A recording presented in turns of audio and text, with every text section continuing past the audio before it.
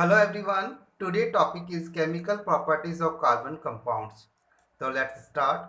The important chemical properties are as follows. Number first, combustion. The complete combustion of carbon compounds in the air gives carbon dioxide, water, heat and light. Combustion का meaning होता है burn, जलाना। तो किसी carbon compound को अगर हम air की प्रेजेंस में अगर हम उसको रिएक्शन फॉर्म में ले रहे हैं तो क्या बनेगा? Carbon dioxide gas, water plus heat and light produce हो रही है। तो आप देख सकते हैं कि जो नीचे फॉर्मूला इक्वेशन लिख रखी है CH3CH2OH इज एथेनॉल। ये फॉर्मूला किसका? एथेनॉल का। और उसको ऑक्सीजन की प्रेजेंस में अगर हम रिएक्शन करवा रहे हैं तो क्या होगा? कार्बन डाइऑक्साइड गैस बनेगी प्लस वाटर और साथ में heat and light. Carbon burns in air और oxygen to give carbon dioxide and heat and light. तो another equation is carbon plus oxygen को अगर हम रिएक्शन फॉर्म में ले रहे हैं तो जो उसके साथ में बनेगा प्रोडक्ट वो बनेगा carbon dioxide gas, heat and light. Okay. Saturated hydrocarbons burns with a blue flame in the presence of a sufficient supply of air and oxygen. तो saturated hydrocarbons is a single bond और ethane, methane, propane ये जो है वो saturated hydrocarbons है।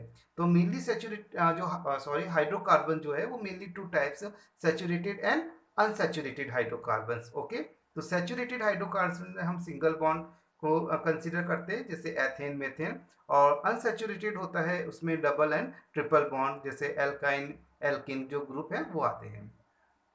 अब अगर हम इसकी रिएक्शन देखें तो ये है मेथेन का CH4 फॉर्मूला है प्लस O2 ऑक्सीजन के साथ में अगर हम रिएक्शन करवा रहे हैं तो क्या बनेगा? Carbon dioxide gas, water and heat and light. तो ये कुछ केमिकल जो रिएक्शंस हो रही है। अब the gas and kerosene stove use at home, हम घर में कैरोसिन स्टोव यूज में करते हैं तो देखते हैं कि जो उसकी जो फ्लेम होती है ऐसे ब्लू फ्लेम। ओके। जब उसको बर्न करते हैं हम, कैरोसिन स्टोव को हम जलाते हैं तो जो ब्लू फ्लेम हमें दिखती है। ओके।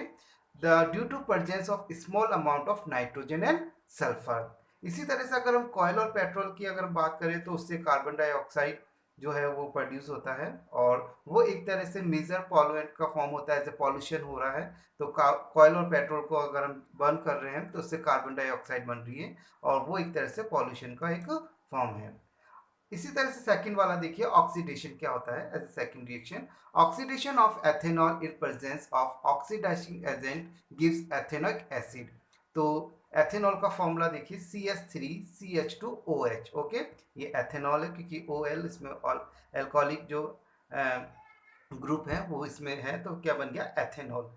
और ये जो बन रहा है एथेनोइक एसिड तो किसकी रिएक्शन प्रेजेंस में बनेगा? वो बनेगा एल्काइन। और यह है पोटेशियम परमैंगनेट का फॉर्मूला KMnO4 प्लस हीट। और इसी तरह से नीचे जो है वो है पोटेशियम डाइक्रोमेट का K2Cr2O7 प्लस हीट। ये जो दोनों हैं ये एक तरह से ऑक्सीडाइजिंग एजेंट कहलाते हैं जिसकी प्रेजेंस में ये रिएक्शन कंप्लीट हो रही है। ओके। तो जो एथेनॉइक का फॉर्मूला है वो है CH3COOH as a carbolic acid. Okay.